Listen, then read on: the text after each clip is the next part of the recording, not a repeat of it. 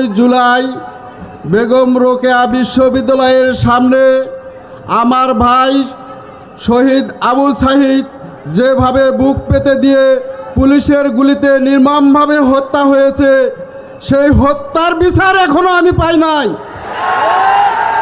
আমাদের পরিবার শুধু সরকারের দিকে তাকিয়ে আছে।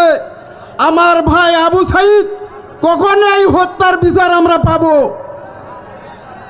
দীর্ঘ 1 বছর পেরিয়ে গেল, আমরা শুধু আনুষ্ঠানিক একটা ঘোষণা পেয়েছি যে 4 জন তারা কারাগারে এবং 26 জনের গ্রেপ্তারি পরোয়ানা জারি।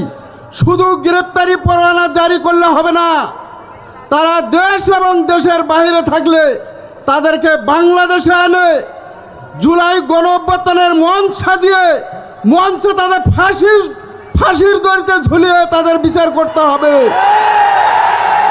আমি উদারত আহ্বান জানাই, আমাদের বাংলাদেশে এই জুলাই গণঅভ্যুত্থানের হাজার হাজার মা ও বোন তারা জীবন দিয়েছে এই একটা কারণেই, সেটা স্বৈরাচার সরকারের পতন। যে স্বৈরাচার সরকারের পতনের জন্য আমাদের ভাই ও বোনেরা যে জীবন দিল, তাদের বিচার হওয়ার দরকার আছে কি নাই? তাই আমরা চাই আমাদের শহীদের বিচার এবং আহত যারা আছে তাদের খোঁজ খবর নেওয়া। এটা আমাদের পরিবার এবং বাংলাদেশের জনগণের চাওয়া।